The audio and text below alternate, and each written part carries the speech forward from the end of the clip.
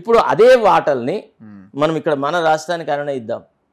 జరిగిన అపాయింట్మెంట్స్ ఏంటంటే ఇప్పుడు ఇక్కడ కులగణన మీద చేసిరు కదా ఇప్పుడు రాహుల్ కులగణన మీద ఒక రెజల్యూషన్ చేసింది. నేను అనేది అది కాదు. నీవు చేస్తున్న అపాయింట్మెంట్స్లలో, నీ రిక్రూట్మెంట్స్లలో, నువ్వు చేసినటువంటి పరిపాలనలో నువ్వు బీసీ ఎస్టీలకు సంబంధించిన అంశాల మీద నువ్వు ఏం చేసినావు? ఇప్పుడు ఫర్ ఎగ్జాంపుల్ పోలీస్ రిక్రూట్మెంట్ ఉందండి మనలో మాట, GOMS నెంబర్ 46 అన్నది ఒకటి తీసుకొచ్చినారు. దానివల్ల నష్టం ఎవరికి జరిగిందండి? మొత్తం తెలంగాణలో అతి బలహీనమైనటువంటి ప్రదేశాలకు, పూర్తిగా అభివృద్ధి నోచుకున్నటువంటి జిల్లాలకే జరిగింది కదా. భూపాలపల్లికి జరిగింది, పెద్దపల్లి, ఇట్లాంటి ప్రాంతాలలో అందరికీ జరిగింది కదా. పోనీ వాళ్ళకి నువ్వు వాగ్దానం చేసినావు, నీ దగ్గరికి వచ్చి కలిసినారు, నీ మంత్రుల్ని కలిసినారు, నువ్వు ప్రతిపక్షంలో ఉన్నప్పుడు వాళ్ళకు ఒక మాట ఇచ్చినావు ఏమని, నేను తప్పకుండా మీ అంశాన్ని పరిశీలిస్తా అన్నాడు. ఒకనాడు చర్చ జరిపినాడు. ఆ తర్వాత మళ్ళీ ఆ అంశాన్ని పక్కకు నెట్టేసేసి పాత వాళ్ళకి చూడు రఘు, ఒక విషయము, ఒక కామన్ ఎంట్రన్స్ టెస్ట్ రాష్ట్ర వ్యాపితంగా ఒక కామన్ ఎంట్రన్స్ టెస్ట్ పెట్టినావు. అందులో ఎక్కువ మార్కులు వచ్చినాడికి ఉద్యోగం ఇస్తావా, తక్కువ మార్కులు వచ్చినాడికి ఇస్తావా చెప్పకుండా అందరూ గదే రన్నింగ్ చేసినారు, అందరూ గదే ఫిజికల్ ఫిట్నెస్ ఉన్నారు, అందరూ గదే రిటర్న్ టెస్ట్ రాసినారు.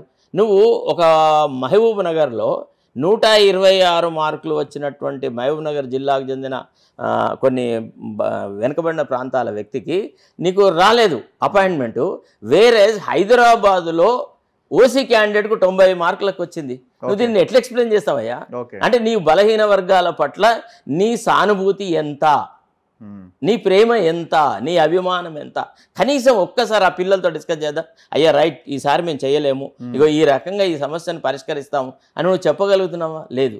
ఎవరి వల్లనైతే ఇంత దుష్కార్యం జరిగిందో, ఒక పక్క హైకోర్టులో ఏమన్నారు, హైకోర్టుకు ఒక వాగ్దానం చేసినారు గవర్నమెంట్ పీడర్, ఏమని, మేము ఇప్పుడు రిజల్ట్స్ అనౌన్స్ చేయము, కౌంటర్ వేసే వరకు అన్నారు. ఆ అబ్జర్వేషన్ని, అండర్టేకింగ్ని హైకోర్టులో రికార్డ్ చేస్తున్నారు చీఫ్ జస్టిస్ గారు. రికార్డ్ చేసిన తర్వాత ఏ రోజైతే కౌంటర్ అఫిడవిట్ వేసినారో అదే రోజే రిజల్ట్స్ డిక్లేర్ చేసి అసలు ఈ ఇష్యూనంతా ఒక పెద్ద కాంప్లికేటెడ్గా చేసి కాలబెట్టినారు. అట్లాంటి వ్యక్తులను తీసేయాలా వద్దా? ఎవరి వల్లనైతే ఒక సమస్య జటిలమైందో వాళ్ళని ఎందుకు ఇచ్చినారు? ఈ సాయంత్రమే రిజల్ట్స్ డిక్లేర్ చేయాల్సిన అవసరం ఏముంది? ఈ బీద ప్రజలకు ఎందుకు అన్యాయము? నేను అనేది అది. అంటే నేను చెప్పేది ఏమంటే, పైకి మాత్రమే బలహీన వర్గాల పట్ల, షెడ్యూల్డ్ కులాల పట్ల ఎంతసేపు ఒక మందుల శామ్యుల్ని చూపెట్టేసేసి ఇతను ఏదో చిన్న గుడిసెలో ఉన్నాడు, ఈయన తీసుకువచ్చేసేసి మేము ఒక ఎమ్మెల్యే టికెట్ ఇచ్చినాము, దీనివల్ల చాలా గొప్ప తప్పని పరిస్థితి అక్కడ. అది రిజర్వ్డ్ నియోజకవర్గం ఒకటి. అక్కడ ఇంకో కారణాలు ఉన్నాయి. ఏంటిది? దయాకర్ని పక్కకు పెట్టాలన్నప్పుడు ఏం చేయాలి? ఎవరినో ఒకరిని ఒక ఇది తీసుకువచ్చి పెట్టాడు. పోనీ మరి మందు శామ్యుల్ ఎమ్మెల్యేగా ఏం చేసినాడు అండి? ఫార్చునర్ కార్ బుక్ చేసుకున్నాడు.